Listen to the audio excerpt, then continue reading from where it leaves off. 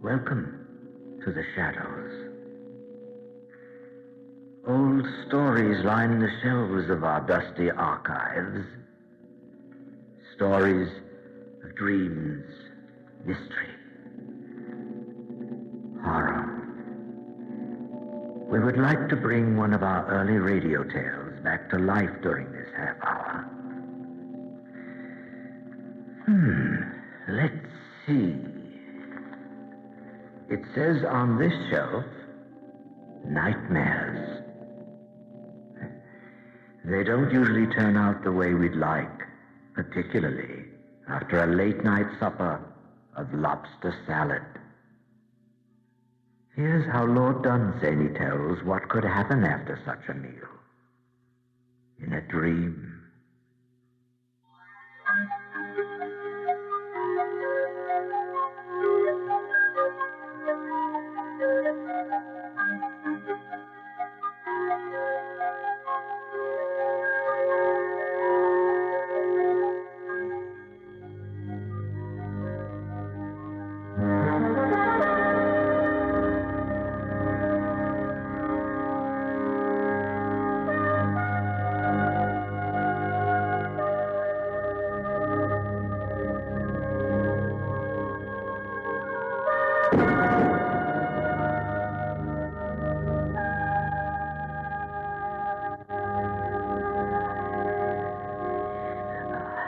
I was climbing round the perilous outside walls of the palace.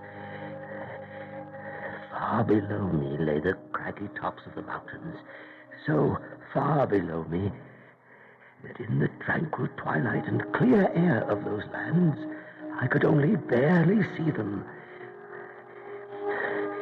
I was climbing on the sheer face of the wall itself, getting what foothold I could where the boulders joined. I was in my nightshirt and leather boots, their edges somehow held in those narrow cracks. My fingers and wrists were aching, but if I stopped climbing or looked down at the fearful mountain peaks there in the twilight, it would have been fatal. Oh, it was a dream, of course, a dream. But that's beside the point. We have fallen in dreams before, but it is known that if in one of those falls you ever actually hit the ground, you die. When I looked at those menacing mountain tops, I knew well that such a fall as the one I feared must have such an end. And so I went on, holding on, stepping where I could along the side of the wall. Every stone gleaming with the same white light, each chosen to match the other. But in every boulder, a different sensation. Oh, when your life depends on the edges of every stone you come to. But each rock has its different terror. It's no avail to overcome the terror of one because the next is entirely different. Some too sharp, some too even with the wall. And those whose hold is best crumble the soonest. And then there were those things that followed behind. So I couldn't stop. At last I came to a breach, made long ago by lightning or an earthquake or some war. I should have had to go down 1,000 feet to get round it. And they would reach me first, the apes, those things that had tigerish teeth and were born and bred on that wall. It was time to drop and be done with it. Or stop and await those creatures. Then it was that I remembered a pin thrown carelessly down out of an evening tie in that other world. And now lying there, if no evil chance had removed it, on a chest by my bed. The apes were very close and hurrying because they knew my fingers were slipping, and the cruel peaks of those infernal mountains seemed surer of me than even the apes. The pin, yes, the pin. I reached out with a desperate effort to where the pin lay on the chest. I reached and groped about for it. There, I found it. I clutched it. And just as the apes reached me, I ran it through my arm.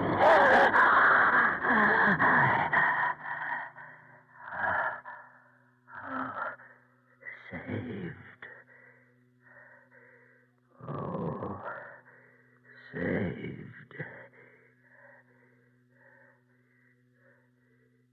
Saved.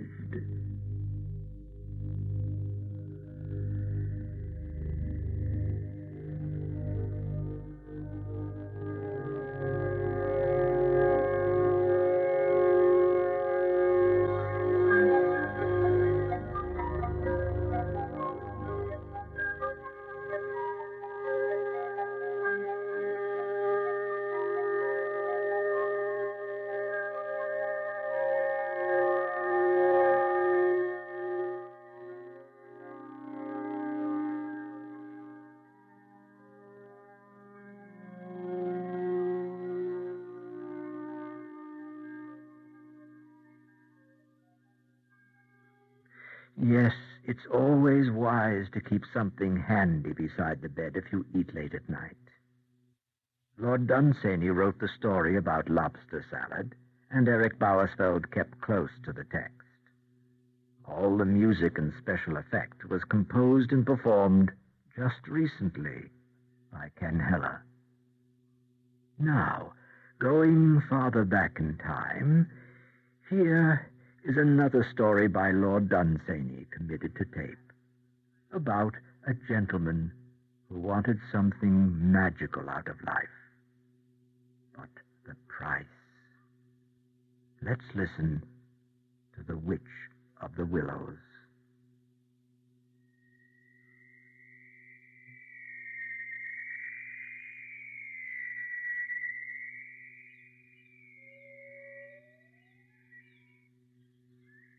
I wandered about the country, always alone, not caring really where I went. One day I came to the Willow Wood, a haunted sort of place, marsh floating all through it, ideal for a lonely and aimless man. I was tired of ordinary things and ordinary people, what they said and did, the everyday things, everything lacking in wonder, surprise, magic, mystery. And there was a mystery in the woods. The sun had begun to set, and the mystery was settling among the willows. Oddly enough, as I wandered deeper and deeper among the trees, the mystery didn't recede. Not a spell seemed lifted, but that ominous and immense threat of magic became overpowering. Suddenly, an old woman in a black cloak and a high black hat, carrying a black stick, she came towards me, and that mystery, that unaccountable thing that has been called magic, that was haunting the willows, moved with her as she came. She approached quickly, paying no attention to me until we were almost facing. Then a quick glance of her eyes, all magic and wonder in her ugliness, and I fumbled for something to say. Is there no way out of these marshes? No, there is no way out. I stood a while and gazed, fascinated by the mystery of her. She leaned her hands upon the stick and gazed at me, grey ringlets hanging down from under her hat. Oh, what has come over these marshes? Sunset and witchcraft. What does the witchcraft portend? Who knows that? Not even the witches know that. And why do they make witchcrafts? enchanting a place like this till one can hardly tell if one is still on Earth.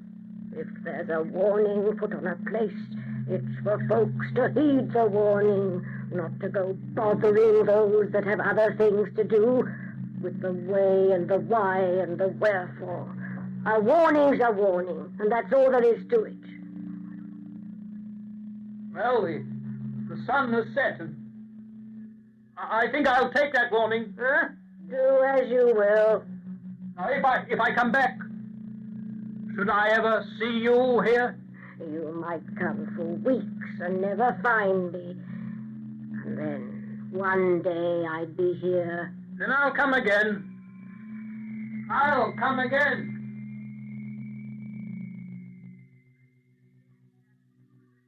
I stayed at a little inn called Wold's End, a mile or so from the marshes.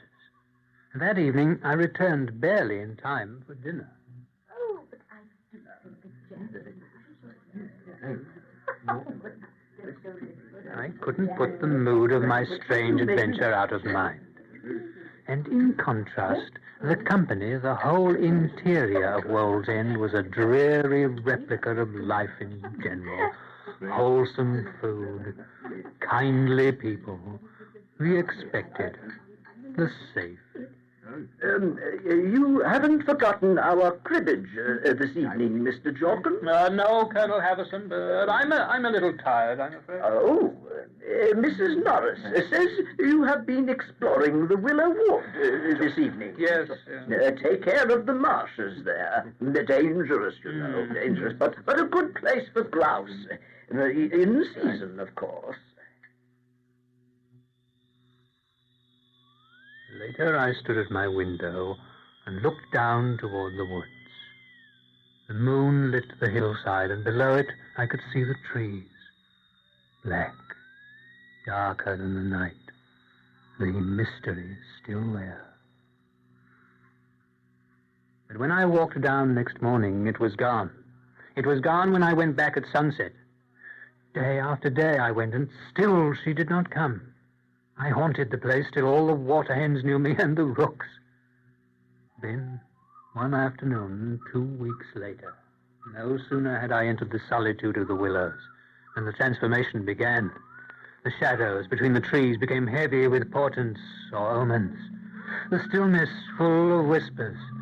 The mystery gathered about me. And in the midst of it, she walked with her black stick, the mystery coming with her. She nodded as she approached with what may have been a smile at the end of her lips. Willow Witch, as you see, I have come back. You told me there was no way out of the marshes. Nor is there. You come back and back to them. That's true. They have a hold upon me already, and it's not the marshes or the willows. When you're not here, they are nothing more than the time of day can make of any place. It's for the magic in you that I return. The magic in me. And your weariness of the things of every day, pushed and pulled, back and back. Where do you live? Out of sight, out of hearing of the folks of every day. Where? Merlin's Wood. Merlin's Wood, by this path. Wait, can I come with you? If you can follow. I can if you wait. The light is too dim to see the path. You have to keep up. But you disappear. When I try to look, you're gone. Wait. Plunge, Mr. Jorkins. Oh. Plunge, or you'll never make it. Wait. Wait. Wait. But she was gone. But that wasn't the first time we had trouble with the natives in that area. No. Sometime earlier that year. Here, I wanted you to try some of this port. Yes, the natives, during the cholera epidemic. That was unendurable, unendurable. During my, what? I said it was it curable? Oh, Oh, well, with the right treatment. Yes, it was during the cholera epidemic.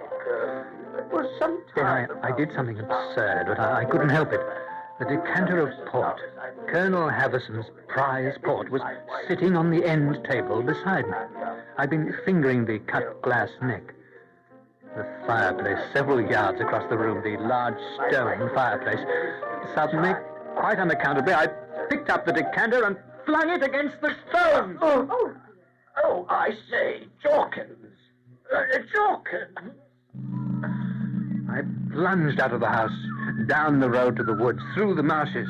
The mystery was everywhere, thicker than the trees, almost suffocating. And I headed as if guided through the woods. A wood remembered from one's earliest years. This strange, almost terrible feeling seemed to come from straight ahead. It was the path itself, straight ahead, until it seemed to veer very slightly to the left. And from this I gathered that I should find the home of the witch. And sure enough, there it was, a cottage in the midst of strangeness and mystery. The cottage was small and roofed with a dark thatch, windows made of round panes the size and thickness of the ends of bottles. I heard my knock on the door before, or so it seemed. I quite reached it, and instantly it opened, and there she stood, in her cloak. Magic seemed to pour out around her. Well? I have come. Yes. And do you come in? Do you enter a witch's cottage?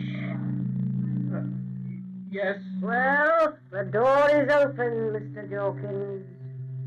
I entered. And a swell of dark, terrible power seemed to leap at me. Then shortly the magic subsided. It withdrew to the corners and walls of the little room. The fireplace emerged, a glowing, blood-red flame within it.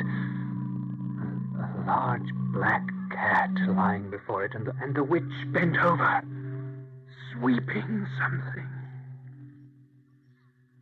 The decanter. Colonel Haverson's decanter. There's been an accident, but maybe it will be mended by and by. The room was difficult to see clearly.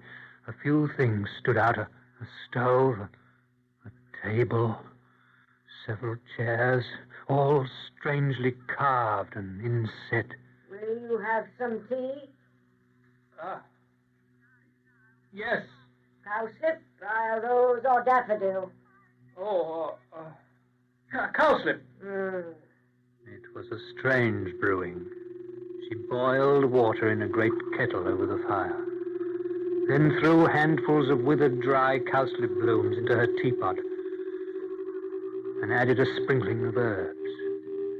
She filled with it 2 earthenware cups, glazed green on the outside, and instead of milk, she poured honey. All the while, her cat watched us from the fireplace. We sat watching the fire, drinking the strange tea. As the shapes of the coals changed, she peered more and more intently. It seemed as though events were passing before us through the deeps of the fire. Trouble coming to the world. What trouble? All going the wrong way. Losing hold. Where do we want to go? Where should we? That's the affair of witches. Do you know? He knows. The old cat. The dark one. He doesn't run to town. He doesn't plan or worry. He knows what is coming down. Winter, spring, nothing can hasten it. Nothing stop it, Do you care about the world? Witches, we are abandoned and sought. abandoned and sought. Withdraw and whisper. Withdraw and whisper. What do you whisper? What do you say? Oh, we provide. What? What you've come for. What? Not to know about the world. Is that what you provide? That's what you seek, Mr. Jorkins. You do not find the things of every day in my cottage, yet you come back and back. Mystery, magic. The ends of your world, Mr. Jorkins. Beyond. Will I find it here? Will you help me? Help you? Show me. Will you? Are you afraid, Mr. Jorkins? Is it dangerous? Surrounding the house, deadly power. It could crush you to the size of a pebble. Look, Mr. Jorkins. A handful of pebbles. You.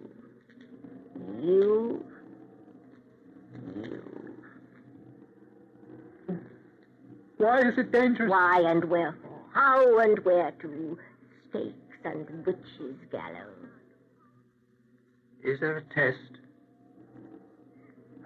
A wall, a blade, a fire, the things of every day, Mr. Jorkins.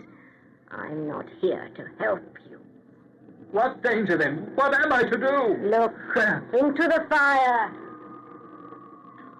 Fire? It isn't a fire.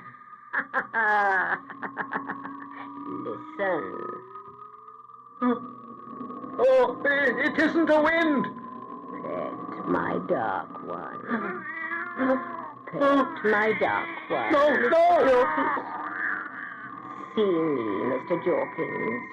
Could you ever love an old woman like me? Could you ever love an old woman like me, Mr. Jorkins? That is the test.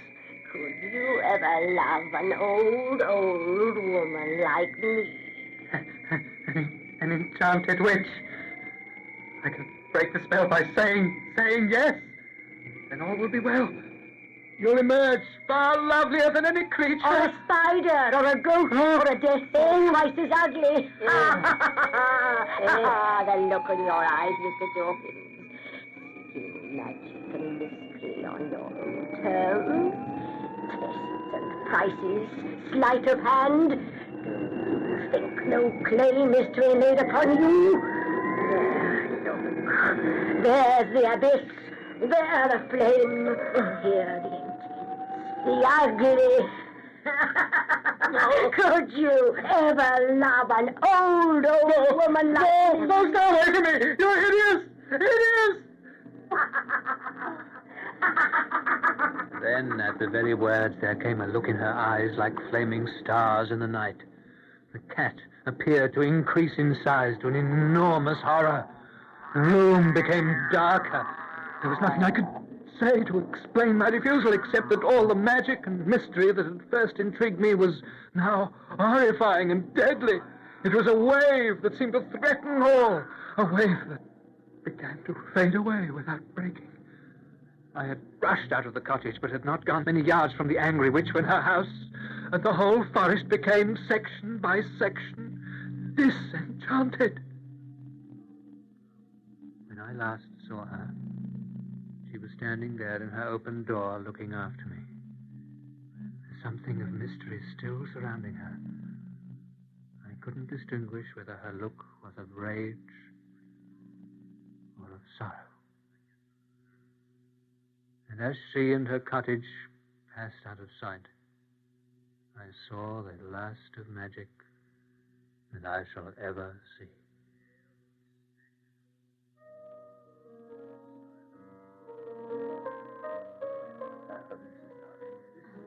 Soon again I was back at Wall's End. Yes, the last of it. I searched again and again, but I never found the cottage. The witch never came back again to the Willow Wood. I finger Colonel Haverson's decanter of fine port. not the least scar on it. For years after that, whenever twilight or sunset gave a queer look to a field or a distant hill, whenever anything strange seemed haunting birches or willows, I would set out at once, however far the walk, and in any weather or hour, to see if the magic that I have known had ever come back. No, it never came back. It never came back. But would Mr. Jorkins have been happy ever after in the woods with the Witch of the Willows? Lord Dunsany doesn't speculate farther than the story goes. You heard Bernard Mays as Mr. Jorkins and Pat Franklin as the witch. The story was adapted and produced a long time ago by Eric Bowersfeld, with technical production by John Whiting. Special production for this series was by Jim McKee. Well, that's all for now. Come and visit our archives again for another tale from the shadows. Real soon.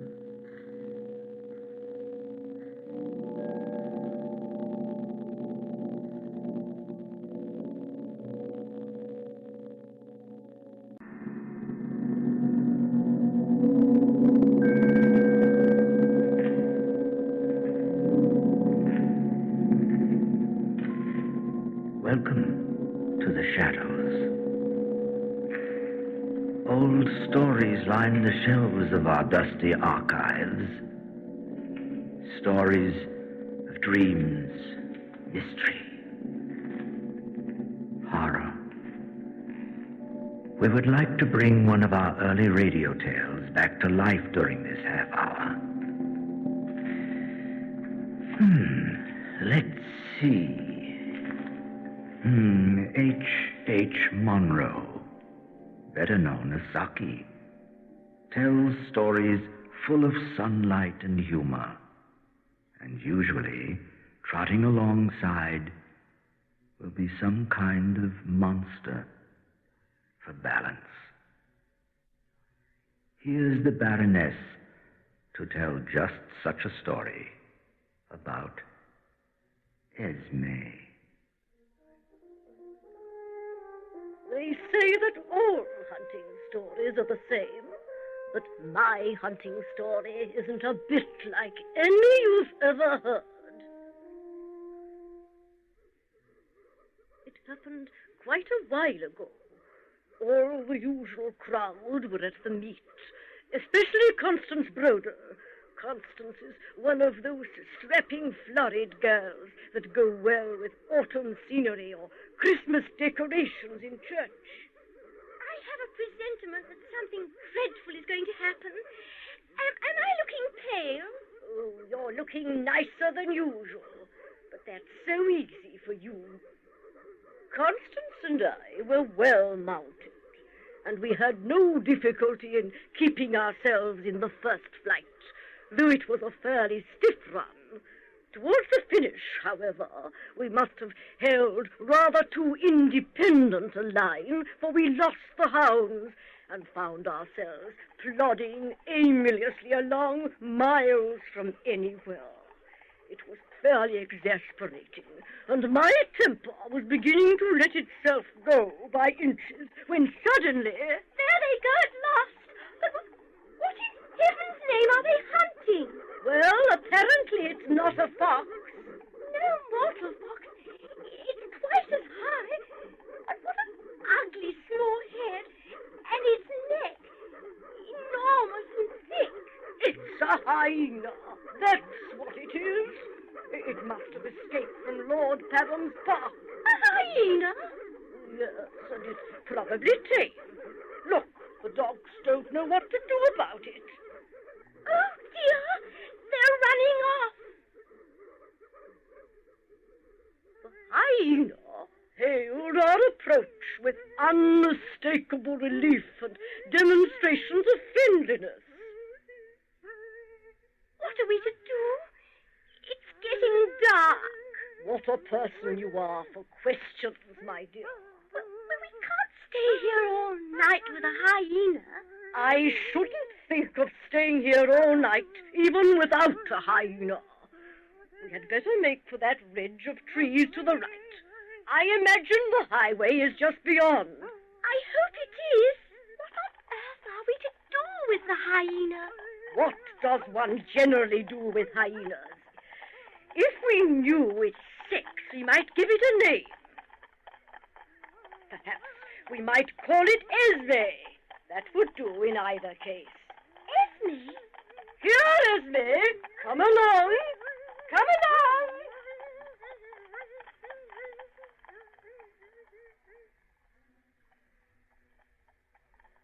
There must be a gypsy encampment nearby. Gypsies? Why do you say that? We just passed a baby, a half-naked gypsy brat. What was he doing there? Picking blackberries, obviously. There. Esme has probably frightened it. Esme? Esme? Come along here. Esme! What have you got there? Esme? Esme? Put down that baby! Esme! Merciful heavens, Baronet! What on earth shall we do? What are we to do?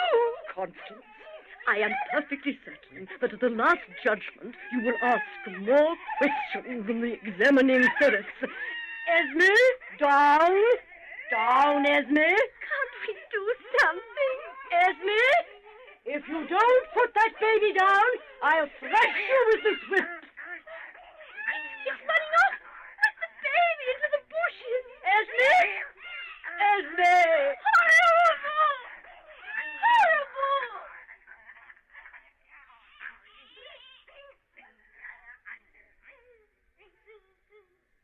Well, Constance, I really don't know what more I can do. We'd best get along. Esme can catch up. Come along.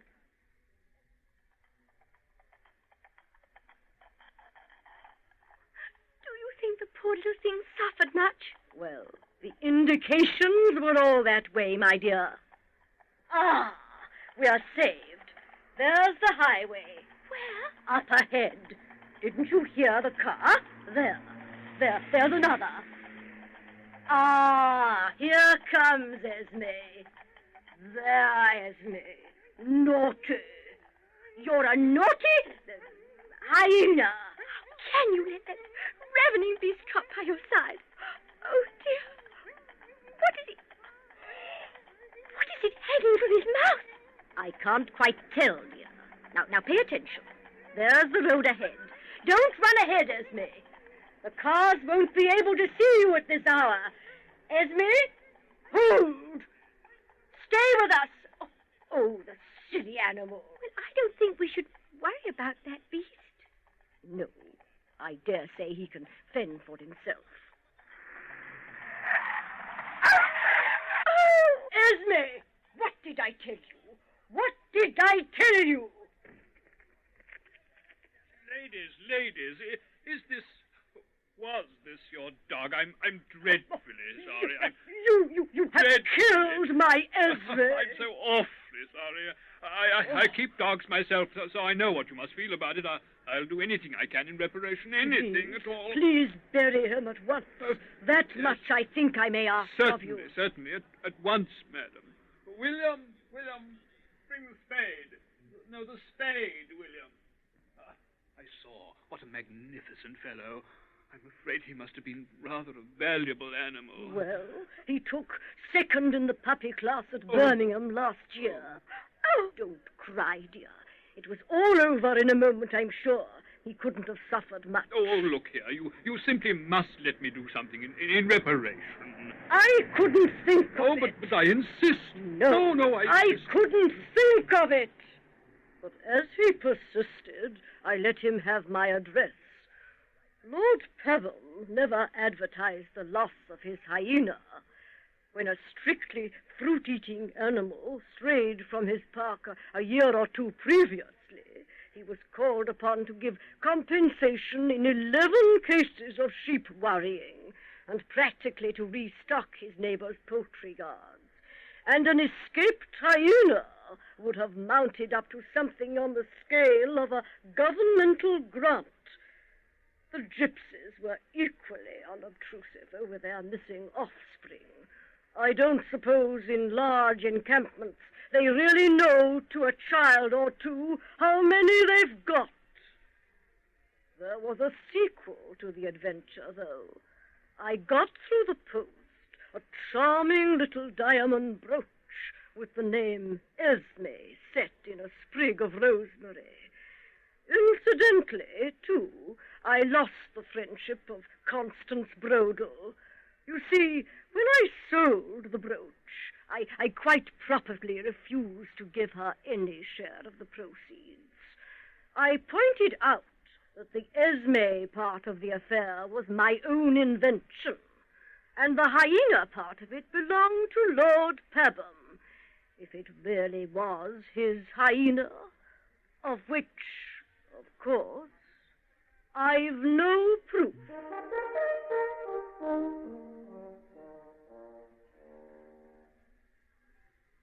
Esme by Saki. Pat Franklin was the Baroness and Constance Brodel, and Bernard Mays was the penitent driver. Technical production was by John Whiting. And now, a gentleman has just arrived in our studios upstairs to bring you a public service feature about tobacco and its harmfulness. His script was touched up by a famous Russian playwright, Anton Chekhov.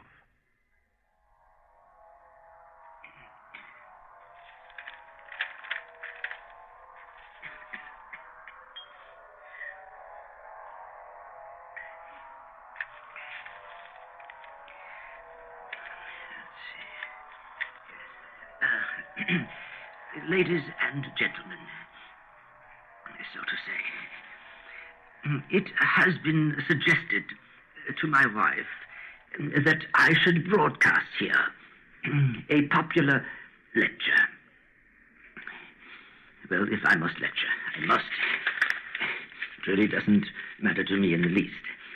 Of course, I am not a professor and hold no learned degrees.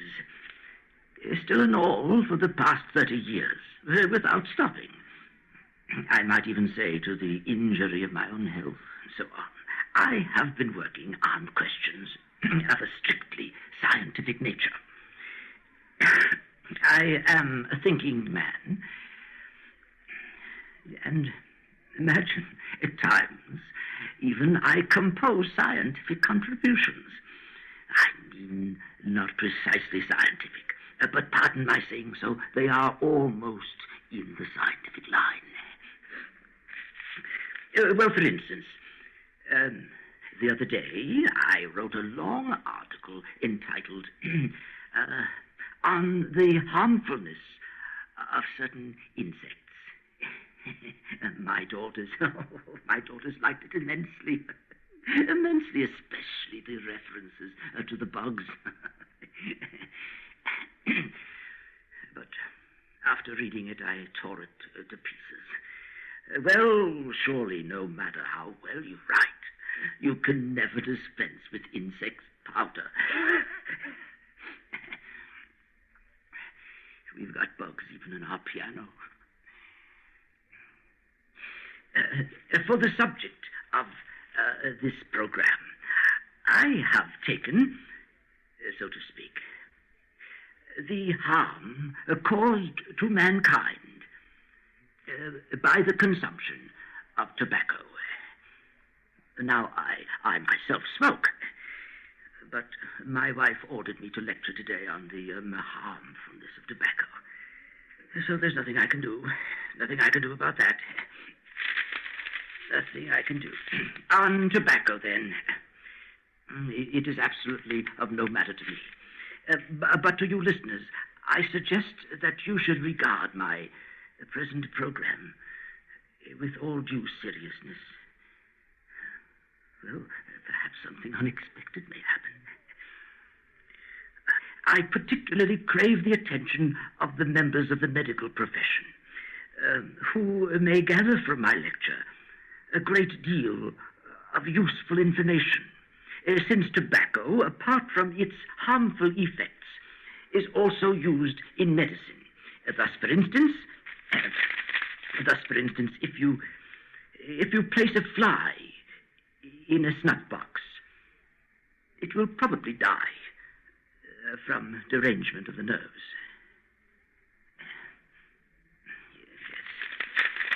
Yes. Tobacco, essentially, is a plant. When I lecture, I usually blink my right eye, but you must take no notice of that. No, of course you can't see me. Well, it is through sheer nervousness. I'm a very nervous man, generally speaking, and I started to wink my eye on the very day when my wife gave birth to our, so to say, fourth daughter, Barbara. Although, in view of the short time at our disposal, I must not digress from the subject of the lecture.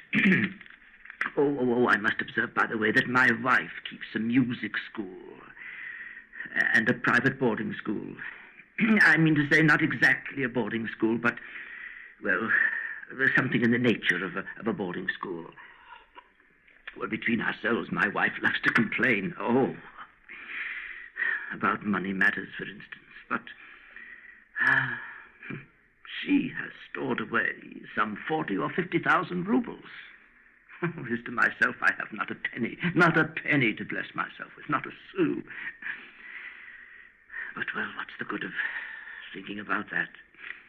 In the boarding school, it is my duty to look after the housekeeping. I buy the provisions, keep an eye on the servants, enter the expenses in a ledger, stitch together the exercise books, and exterminate bugs.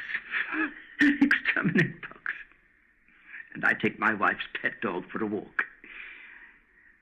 And I catch mice. Do you know, last night, I had to give out flour and butter to the cook, as we were going to have pancakes today. Well, to be brief, today, when the pancakes were ready, my wife came into the kitchen to say that 3 of her pupils would have no pancakes, as they had swollen glands. So it happened that we had a few extra pancakes. Well, what would you do with them? What would you do with them? My wife first ordered those pancakes to be taken to the larder. But then she thought for a while, and after deliberation, she said, me, you can have those pancakes, you scarecrow. Scarecrow. When she's out of humor, she always addresses me like that, scarecrow, or viper, or Satan. Satan, you see what a Satan I am.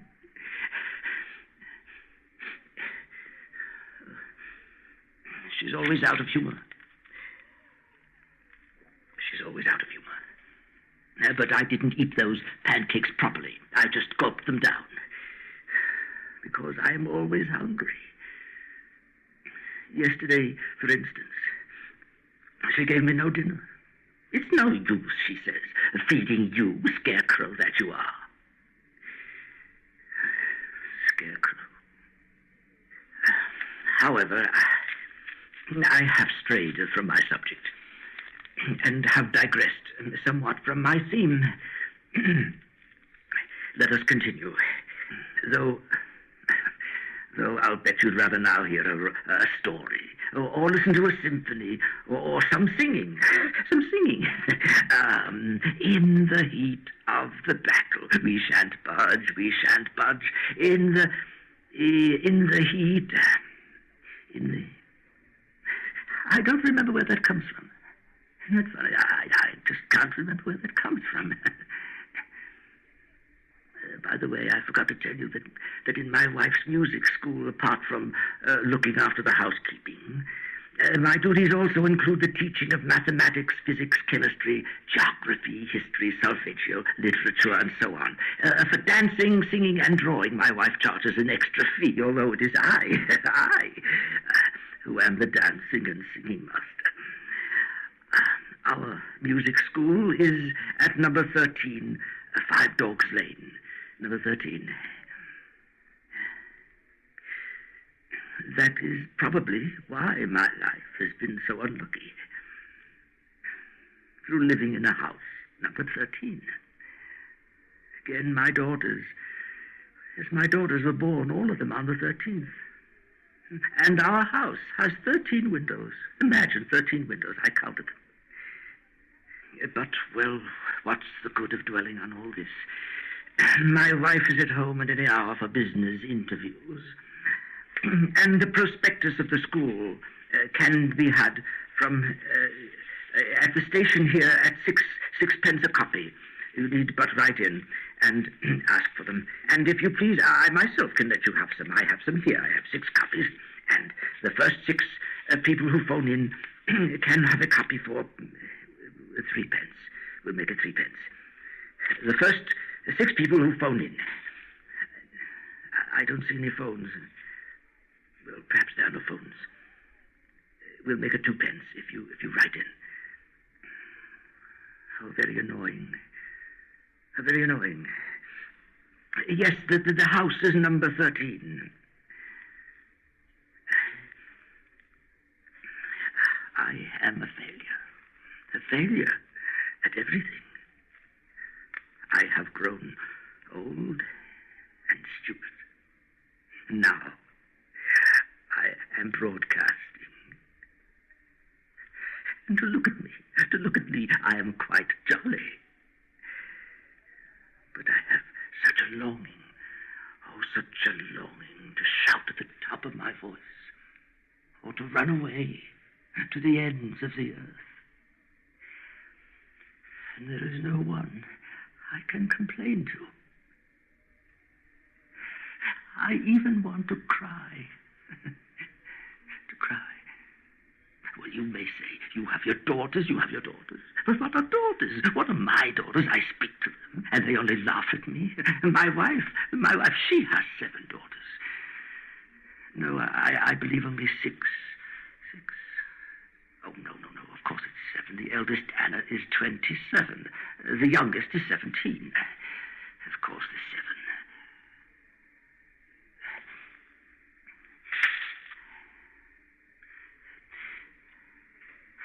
I am miserable.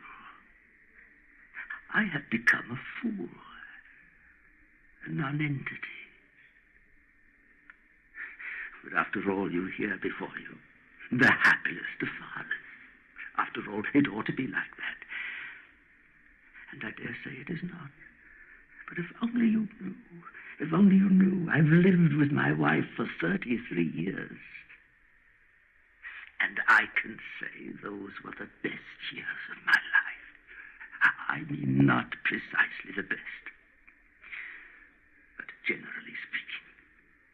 They have passed, in a word, like one happy moment. But strictly speaking, curse them all. She's not come yet. She's not here in the studio.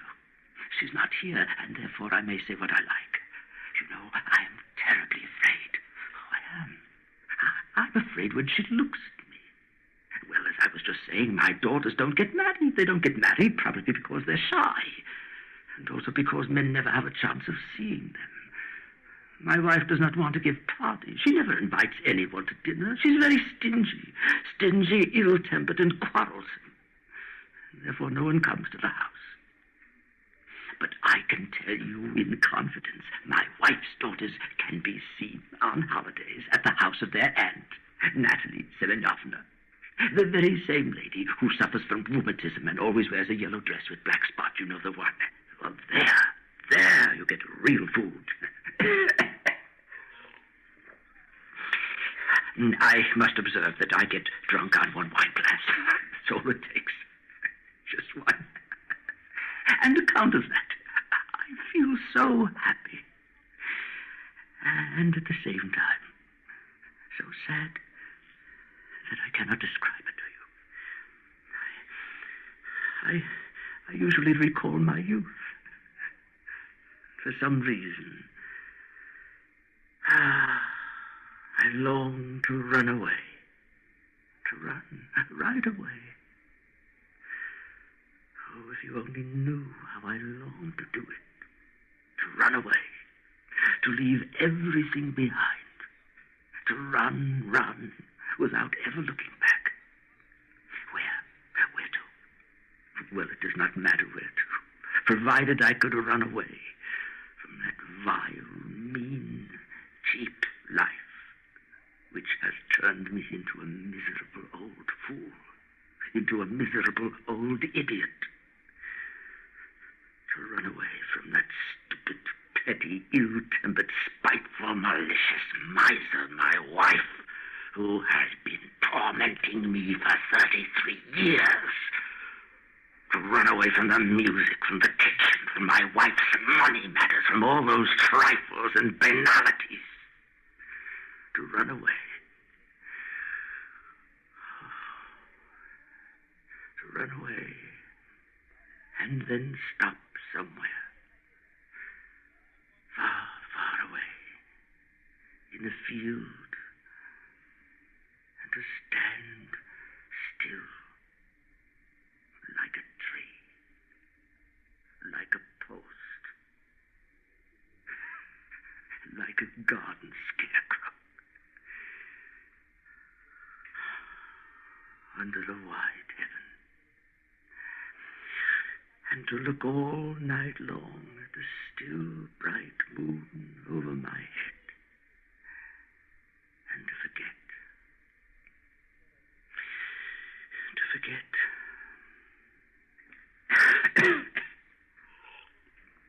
I was once young, you know. Oh, I was. I studied at the university. And I had dreams.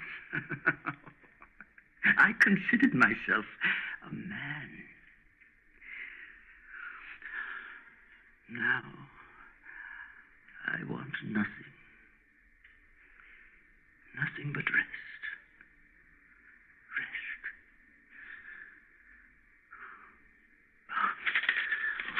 My wife, she's outside of the studio. I saw her come in. She's waiting for me there. The time is practically up. Oh, look, if she asks you, please, I implore you, tell her that the lecture, the talk, was... that the scarecrow, behaved with dignity. Oh, she's looking in my direction. Starting from the premise that tobacco contains a terrible poison of which I have just spoken. Smoking should in no circumstance be permitted, and I venture to hope, so to say, that this my lecture on the harmfulness of tobacco will be of some profit to you. I have finished. Dixi et animam levavi. I have finished. Is that... That was On the Harmfulness of Tobacco by Anton Chekhov, adapted and performed by Eric Bauersfeld. Sound production was by Jan Paul Wendt. Additional technical production for this program was by Jim McKee. Well, that's all for now. Come and visit our archives again for another tale from the shadows. Real soon.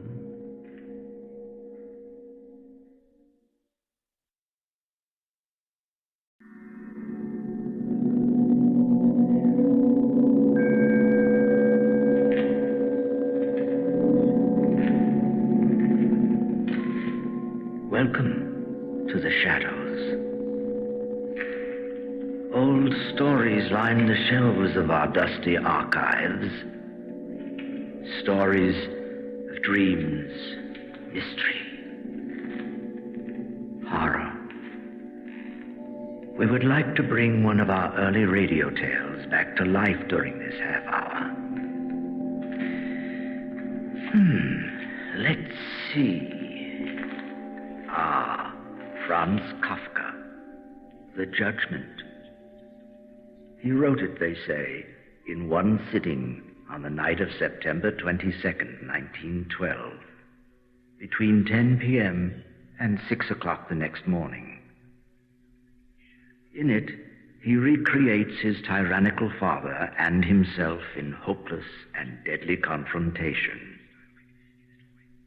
As in all of Kafka's work, it's a nightmare world, but so real. Let's listen.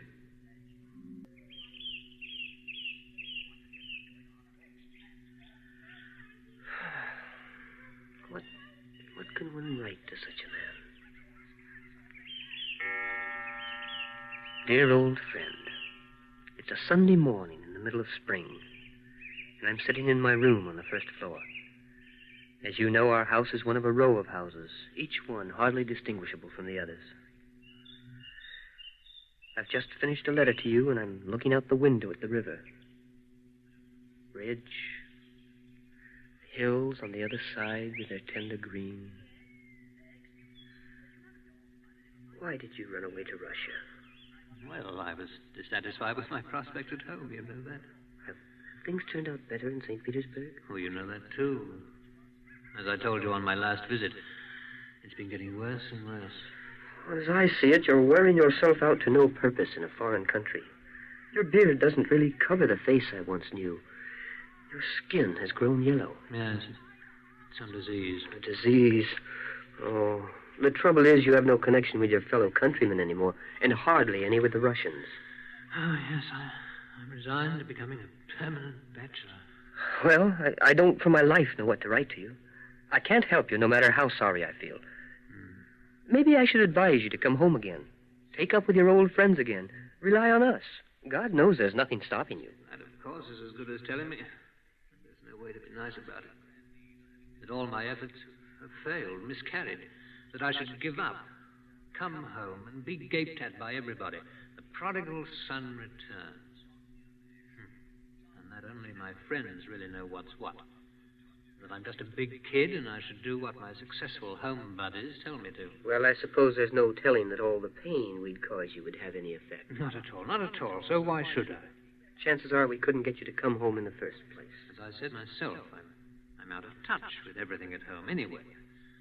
I'd still be in a foreign land, and with the added bother of all that advice from friends.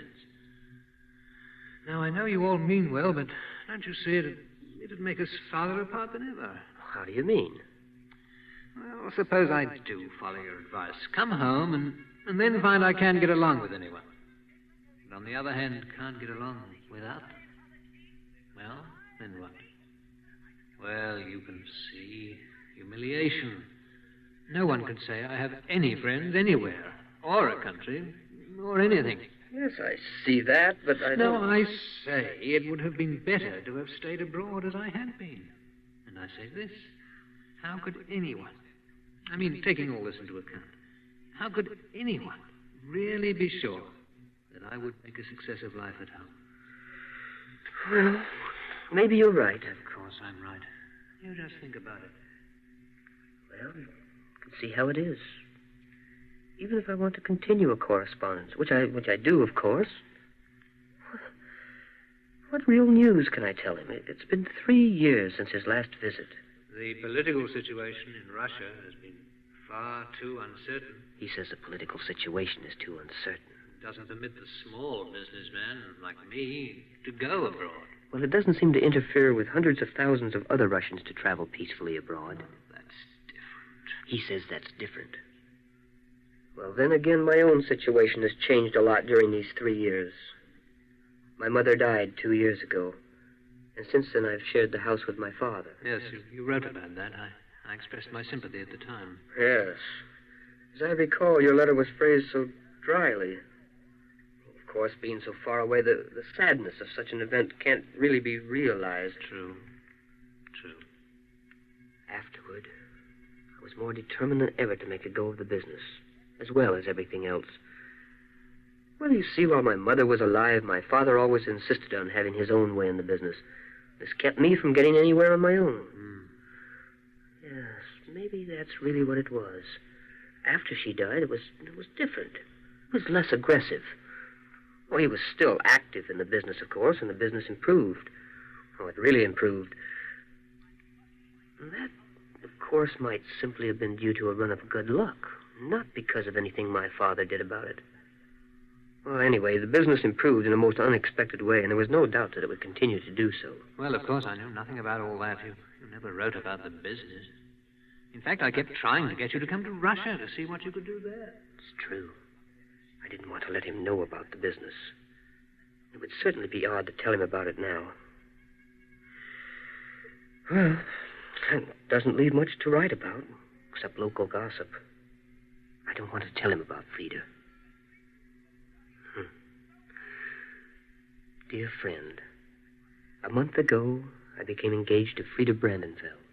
Oh? No, I don't want to tell him about that. So he won't be coming to our wedding? I doubt it. Don't I have a right to get to know all your friends? I don't want to trouble him. He would probably come if I told him about it. At least I think he would. But he would feel that his hand had been forced, and he'd be annoyed. Maybe he would envy me. Surely he'd be discontent. And then he'd have to go away again without being able to do anything about it. He'd have to go away again alone. Alone. Do you know what that means? Yes, of course I know what that means. But suppose he hears about the wedding from someone else. Oh, there's nothing I can do about that, is there? And when you think how he lives, what chance is there anyway? George, you know, with friends like that, I don't see why you got engaged at all. Well, we're both to blame for that. Aren't we? I wouldn't change things for the world. All the same, I'm a little worried.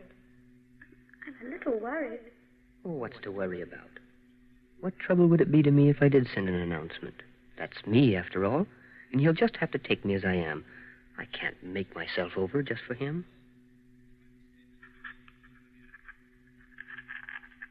Dear friend, I've saved my best news for the end.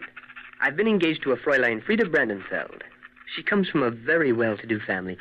You probably don't know her because she moved here only a long while after you went away. Later, there will be more time to tell you about her. For now, just let me say that I'm very happy, and as far as you and I are concerned, the only change in our relationship is that instead of a very ordinary kind of fellow, your friend is now a very happy fellow. Frida sends warm greetings and will soon write to you herself. In her, you will have acquired a genuine friend of the opposite sex, which is not without importance to a bachelor like yourself.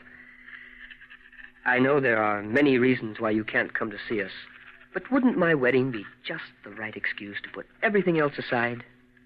Nevertheless, I want you to do whatever works out best for yourself. Your friend, George. Well, that's that. Who's that passing in the street below? I wonder... Wavy.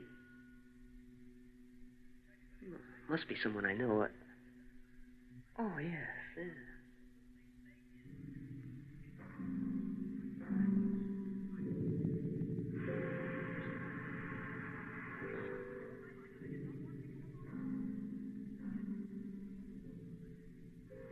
How dark your room is, Father, even on a sunny morning like this. George. Yes, it's dark enough.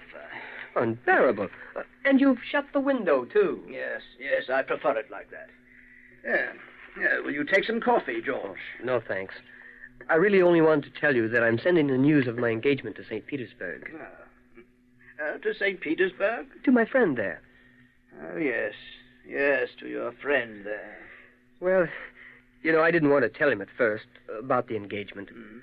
But then, thinking of him, I decided that was not right. You know yourself how difficult he is. I thought to myself, well, I certainly cannot prevent someone else telling him about it. And that might be the best way, but then he lives to himself so much, it's hardly likely he'd hear about it like that. In any case, I wasn't going to tell him about it myself. Yes. And now you've changed your mind. Yes. I've been thinking it over. I said to myself, if he's really a good friend of mine, my being happily engaged should make him happy, too. so I decided not to put off telling him any longer. But before I posted the letter, I wanted to let you know.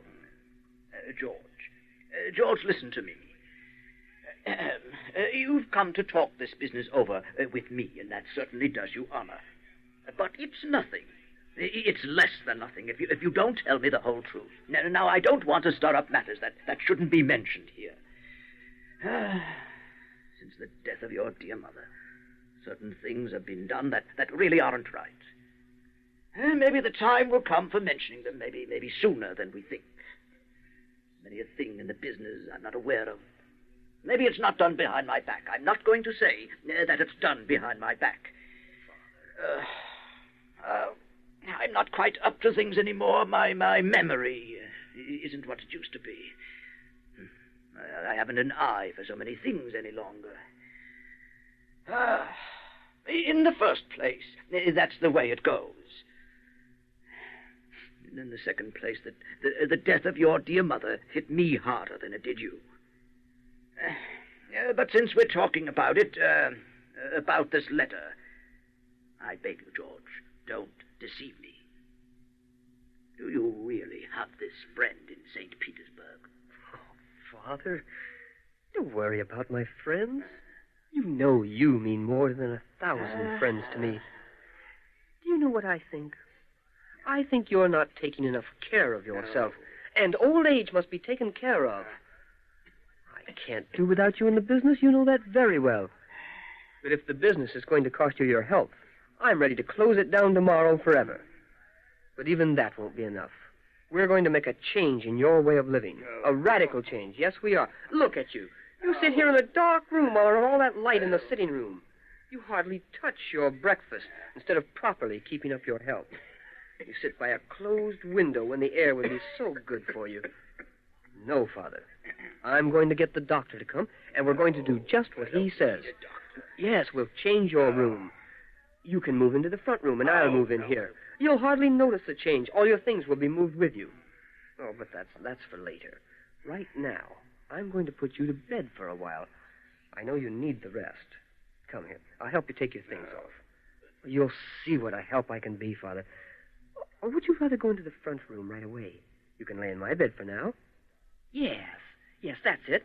That would be the most sensible thing. Father? Father? George. Yes, Father. George, you have no friend in St. Petersburg. You've always been a joker, and now you're trying to kid me. How could you have a friend out there? I don't believe it. Father, you just don't remember. Just think back a bit. That was about 3 years ago that my friend came to visit us. I remember you didn't like him very much, and I could understand that, what with his peculiarities. More than once I kept you from seeing him. Actually, well, he was here with me in my room. Then later, the two of you got on very well. You listened to him and nodded and asked him questions. You remember that? Yeah, now come on, up now. Oh, that's Look out for the tassel. Let me get that dressing gown off here. I told you to look out for the tassel. Do you remember the stories he used to tell about the Russian Revolution? About the priest on a balcony who cut a broad cross in blood on the palm of his hand and held it up appealing to the mob? You remember that? Sure you do. You've told the story several times yourself since then. Here, now, down again. That's fine. Now, off with these woolen pants. Hey, lift a little. That's it now. Look at that underwear. It's not very clean, is it? Well, it certainly isn't your fault. The least I could do is see that my own father has a clean change of underwear. Well, that's all going to be different after the wedding. You'll live with us, and you're going to be looked after. Now we've got to get you into bed. Come here. Let me lift you. Hold on. Up. That's it. That's it. Now, over we go. Oh, it'll be different then. You're going to be taken care of. Now, down on the bed, Father. Father, I can't lay you down if you keep playing with my watch chain like that. Don't hang on to it so tightly. Let it go so I can... That's it. Good. Blankets around you. All right. Pull them up tight around your shoulders. There. Good. Now, you You begin to remember my friend, don't you? You remember my friend? Am I well covered up now? Are my feet tucked in? Oh, yes, Father. Nice and snug, isn't it? Here, I'll tuck them in more closely for you. There. Am I well covered up now? There's nothing to worry about, Father. You're well covered. Quite well covered? Yes, Father. Yes, well covered. George, do you really think I'm covered well? Oh, yes. Well, I'm not! Not by a long shot. Huh? Oh, I know you wanted to cover me up, my young sprig. But as you can see, I'm far from being covered up yet. And even if this was the last strength I've got, it's more than enough for you. Of course I know your friend. Do I know your friend? He would have been a son after my own heart. And that's why you have been putting it over on him all these years. Why else? Dear friend, my father seems to know you. Do you imagine that I haven't pitied him? You had to lock yourself up in your office. The chief is busy. The chief mustn't be disturbed. Just so you could write your lying little letters to Russia. Dear friend. Oh, but thank God a father doesn't have to be taught how to see through his son.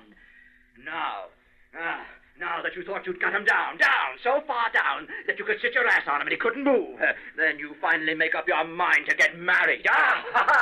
Married. Dear friend, he seems to know you only too well. Married. Where are you? Lost in the vastness of Russia? At the door of an empty old warehouse? Among the wreckage of your display cases? Your wares torn apart? Just standing there. Why did you have to go so far away? I said, listen to me. Married. Married. Because she lifted her skirts up like this, Look what you can see. The tramp. Look what you can see, Georgie. The scar on my thigh from the war. Look, Georgie. Peekaboo. All for you. And in order to get it, you disgraced your mother's memory. Yes, you betrayed your friend and stuck your father into bed so that he can't move. But he can move. He can move. He can move. He can stick his legs out like this. What are you doing? Look at you, hiding in a corner. Think somebody's going to jump you? Scared of your papa, Georgie? Well, your friend hasn't been betrayed after all. I've been representing him right here, all the while. You comedian! No, I didn't mean that. You're right. A comedian. Don't apologize. Of course I've been playing a comedy. A comedy. That's the right word for it. And can you tell me what other comfort was left to a poor old widower? Remember who you are while you're answering. Well, tell me, what else was there left?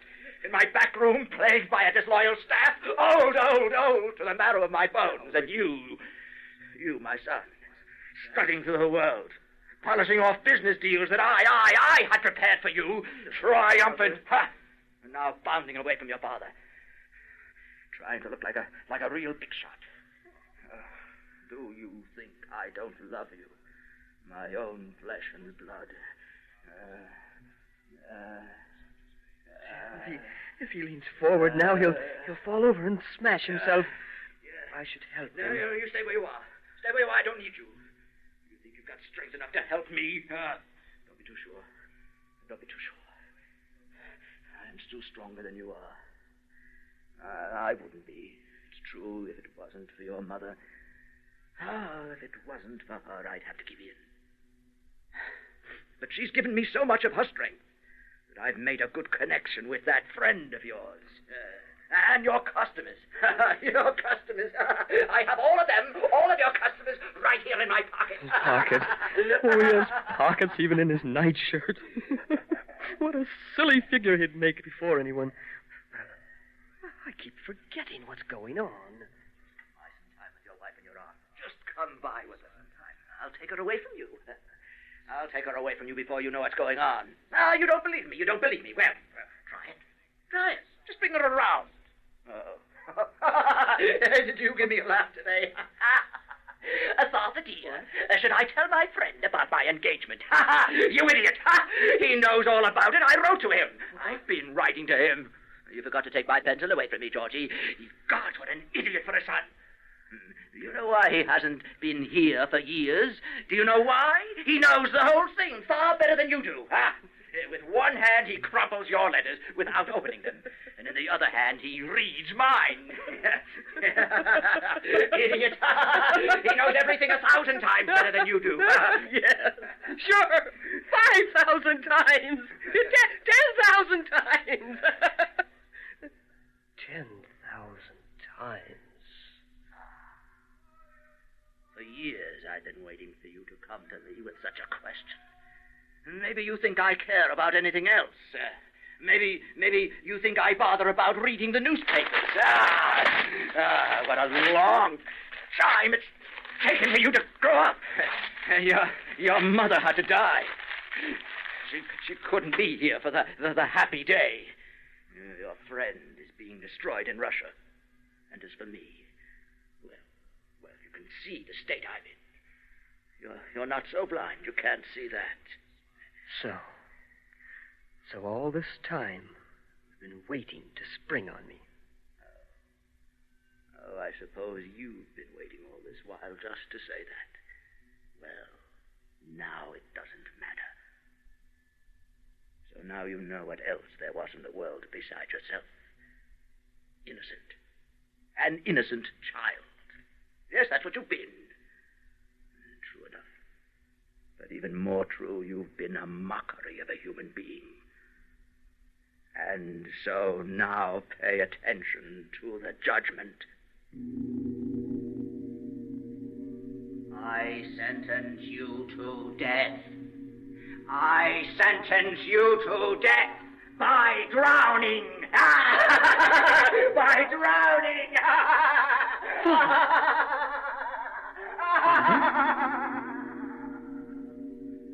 But I was drawn out of the room to the stairs. They went down like a slide. There was the charwoman on her way up for the morning cleaning. Well, Jesus Christ. But I couldn't stop. Out the door. Across the road to the water.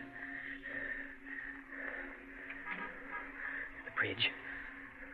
River below. The railings over in a leap like I used to in the gym. I'd once been a fine gymnast. My mother and father were real proud of me.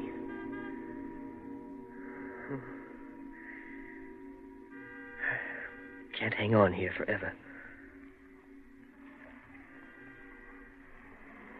Grip is weakening. Oh, there's a bus coming. That'll do it.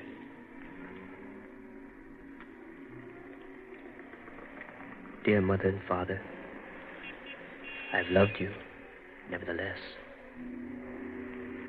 I've always loved you, nevertheless.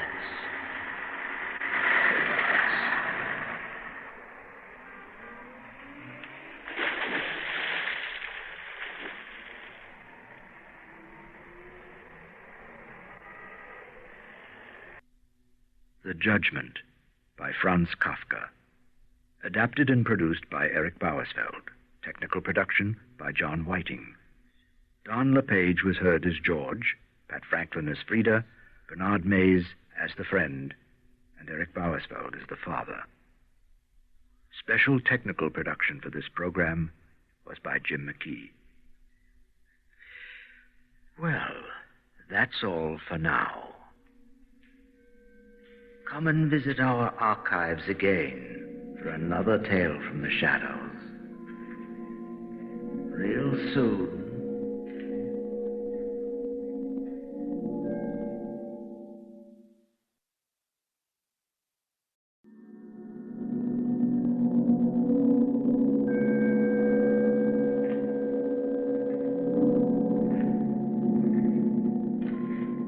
Welcome to the shadows.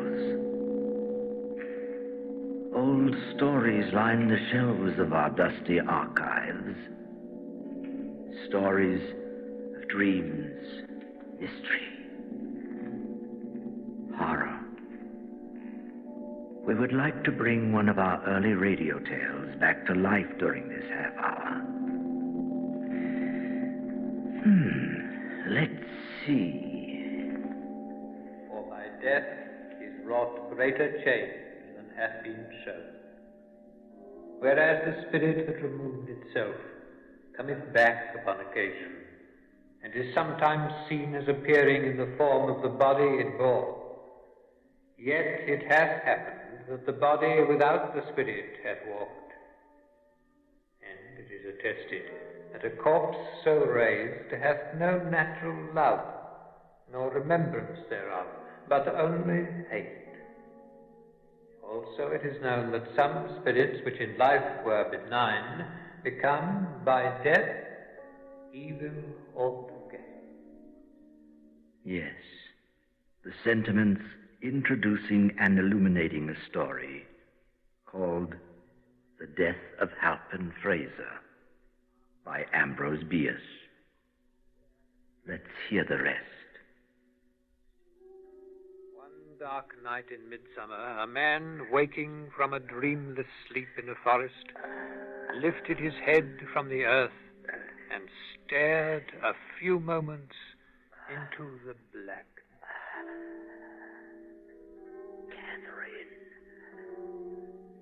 Catherine.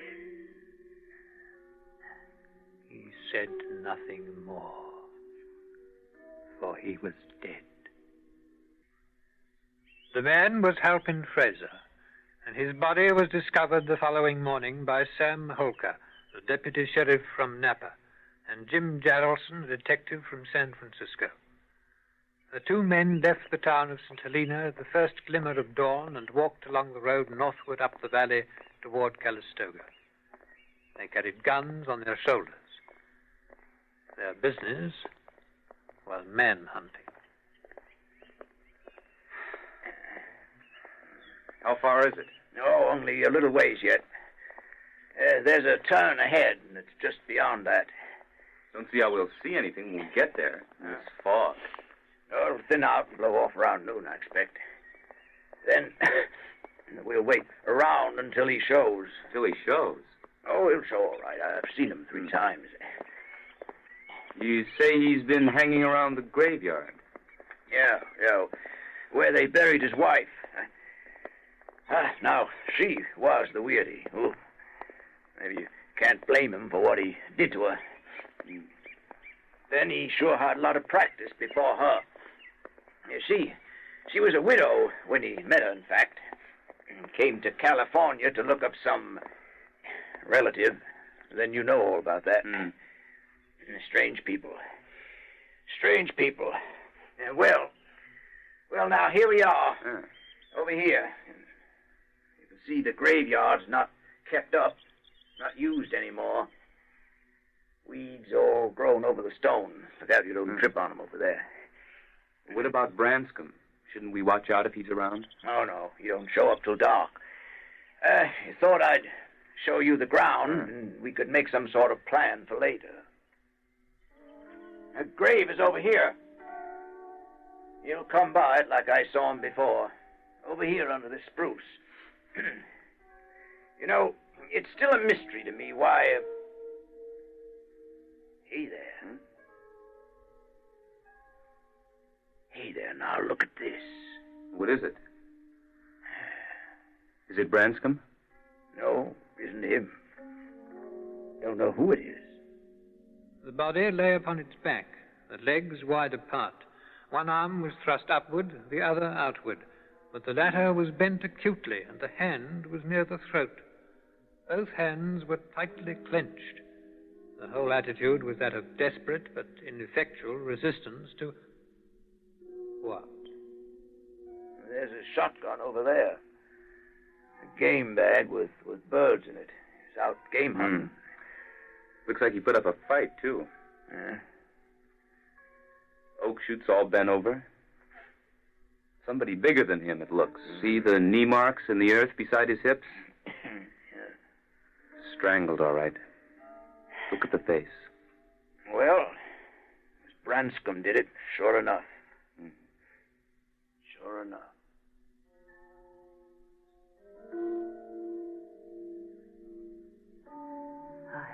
I had been all day in the hills west of the Napa Valley, looking for such small game as was in season. Late in the afternoon, it had come on to be cloudy. The absence of trails had so impeded me that I was overtaken by night. Unable in the darkness to penetrate the thickets, I had lain down near the roots of a large tree and fallen into a sleep, dreamless until I heard the name pronounced, I couldn't imagine why, from my own throat.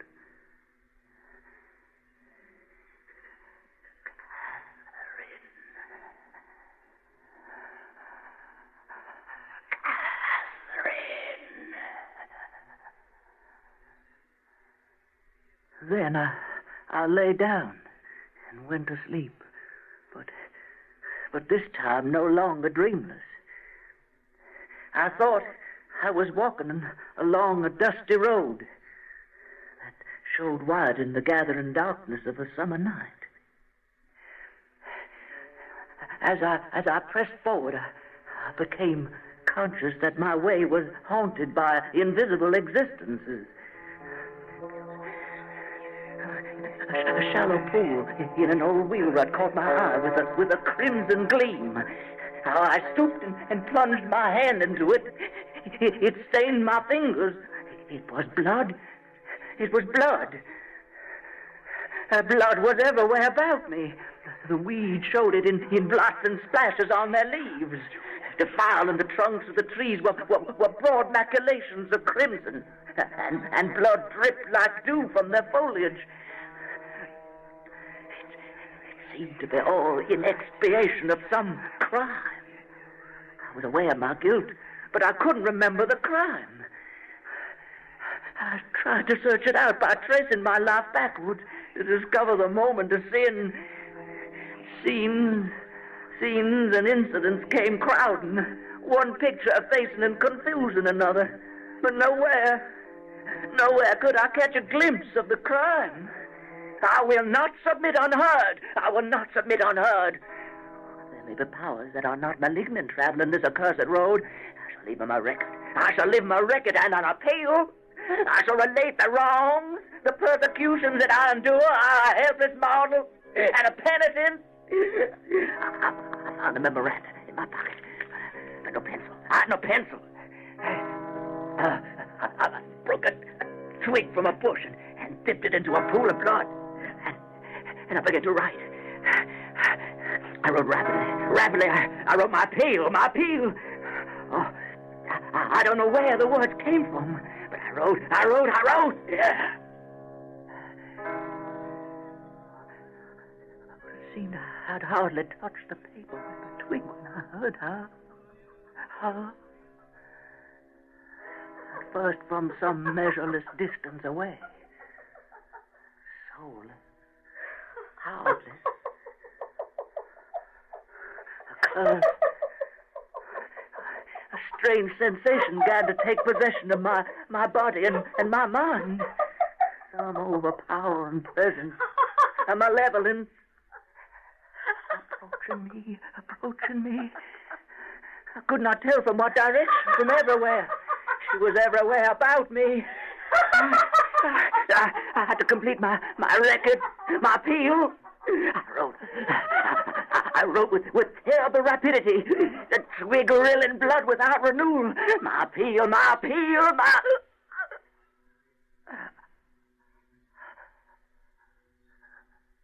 But in the middle of a sentence, I could not move my hands. My arms fell to my sides. The paper to the earth.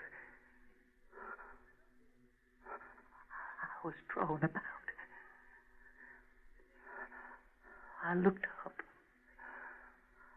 up, staring into a face, sharply drawn face,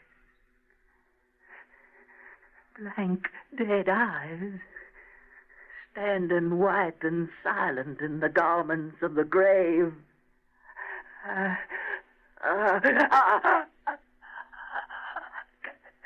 Kathy.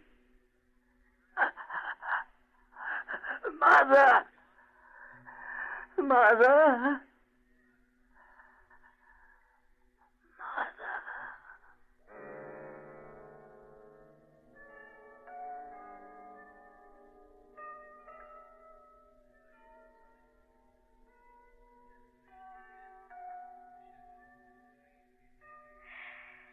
Halpin was the youngest. He was more delicate than the rest, and perhaps a trifle spoiled. His father had little time for him. His father was what no Southern man is not, a politician. It took a good deal of his time, and I suppose it saved us from the war. But then later, other children were at school, and I had Halpin all to myself. I was very happy. We were both very happy. His father wanted him to study law. Oh, my law. Halpin was a dreamer, a romantic boy. I knew from the very beginning that he could be a poet. Well, it was in his blood. And he was the living image and character of his maternal grandfather, the late and great Myron Bayne. That was my father, the famous poet, you know. He died just before Halpin was born, so they never knew each other. But I used to think that Halpin was the very incarnation, the very living image. It's true, you know, that before Halpin was born, Myron was all I had. Well, that was really how it was. My husband was in politics, you know, and the children came and went with him all so fast. And it's true, I can hardly remember one of them now. Sometimes I think there was only Halpin after all. And before him, Myron Bayne. You see, my father and I were very close. I was his inspiration. I was all he had. The only one he ever really loved. We had a perfect sympathy that the world would never have understood. So we had to take care. We had to protect our beautiful weakness, our guilt. Then suddenly he died, and I waited in all this dark world until Halpin was born. They said he wasn't very bright and he was a crazy like his grandfather, Myron Bayne. Oh, my. Sometimes you just have to shut the whole world out, don't you? How happy we were, Halpin and I. I was still young, you know. They'd say, Halpin and his beautiful mother. Of course, from his early childhood, Halpin called me Kathy. Halpin and Kathy. No one would have known to look. They were jealous. Yes, they were of us, as our attachment became yearly stronger, more tender. By the time he was 25, Halpin was the most beautiful of God's creatures on this earth. I must say, he didn't turn out to be much of a poet by then. But I knew that it might just burst out of him at any moment. He had it all in him, of course. All waiting. I tried to help him a little with his writing and reading. He was a little slow at first. But he was a dreamer. A romantic dreamer. Oh, Halpin, do you remember?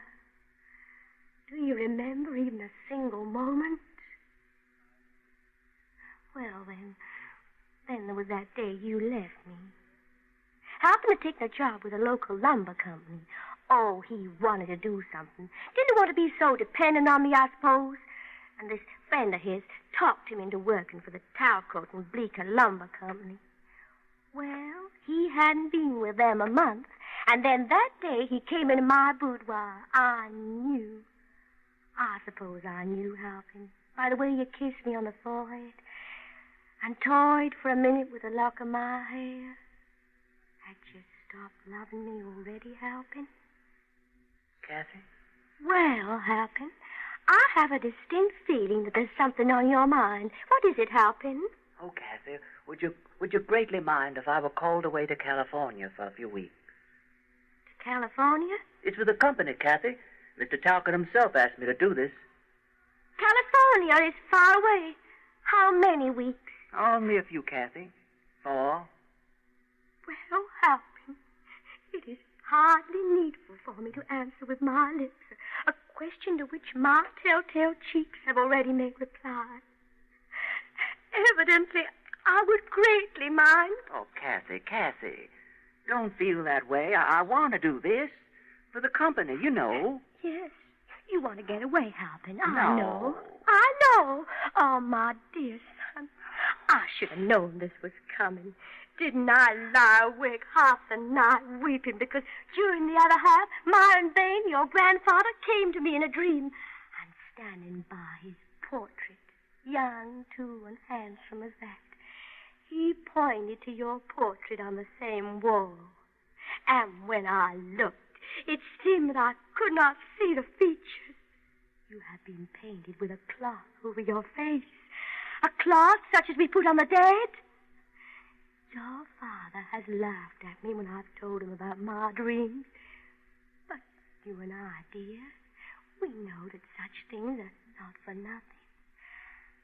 And Halpin, I saw below the edge of the cloth the marks of hands on your throat. Oh, Halpin, forgive me, but we've not been used to keep such things from each other. Perhaps you have a different interpretation of my dream, Halpin. Perhaps it does not mean that you will go to California. Or maybe you take me with you. That's such a strange dream, Kathy.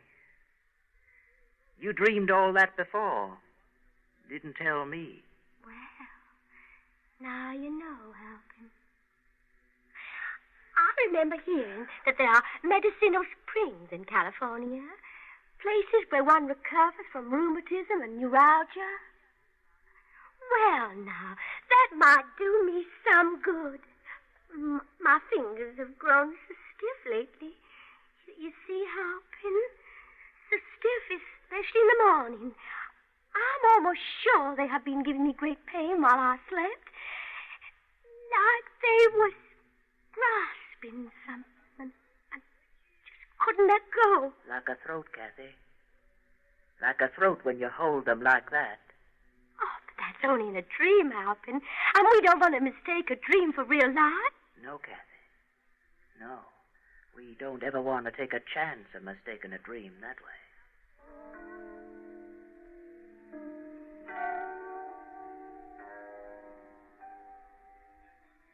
That was the last thing you ever said to me, Halpin.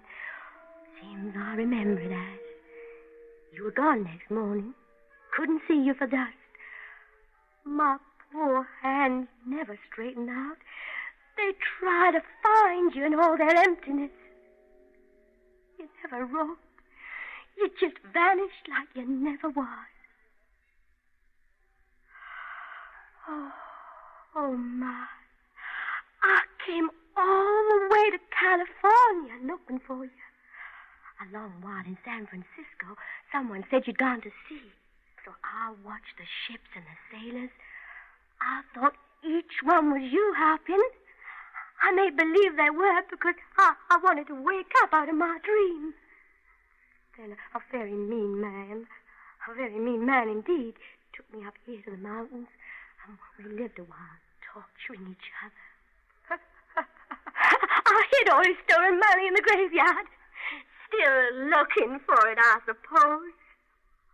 Oh, he was very mean to me, Halpin. He had a little knife, which he kept sharp as a razor. Kathy. Look, Halpin. Kathy. Look at me. Kathy, see what he did? He said he wanted to find the spot that hurt the most. But nothing hurt, Halpin. nothing hurt anywhere. Only the memory. And we couldn't find the right spot for that. But it got very close one dark night. See, Alvin? My delicate white throat. See how he cut with his razor knife. It never stopped bleeding, Alvin. See it, Alvin? Keeps it strong enough to come to you and bring these aching hands to your own warm, dear throat. See me, Alvin? Kathy. See what's gone out of me? No, Kathy, get away. Kathy. Oh, mine. Kathy, no. Oh, peace. Oh, love gone out of me. I am your dream, Alvin. There is no appeal for you, Alvin. No appeal.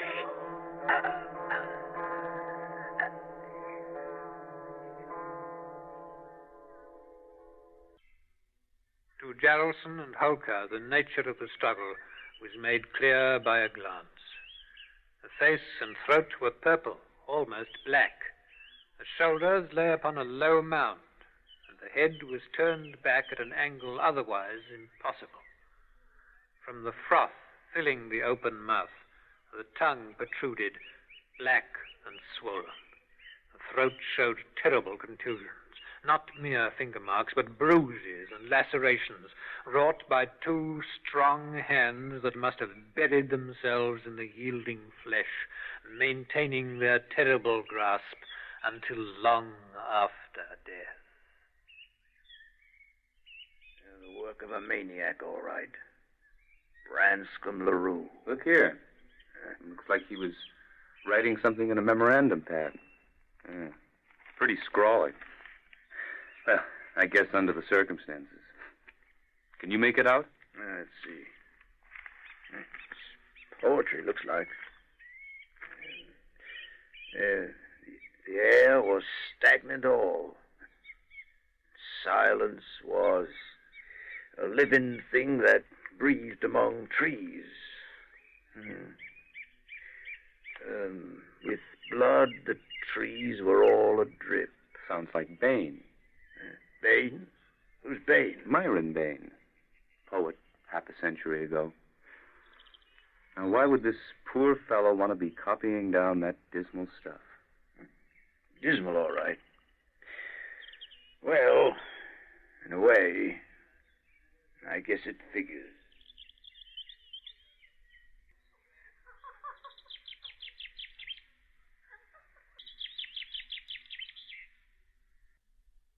The Death of Halpin Fraser by Ambrose Bierce. Adapted and produced by Eric Bauersfeld. Technical production by John Whiting, and music by Peter Winkler. Pat Franklin was heard as Catherine. Bernard Mays was the narrator. Ben Jacopetti was Jaralson. And Eric Bauersfeld was Halpin Fraser. Special technical production for this program was by Jim McKee. Well, that's all for now. Come and visit our archives again for another tale from the shadows. Real soon.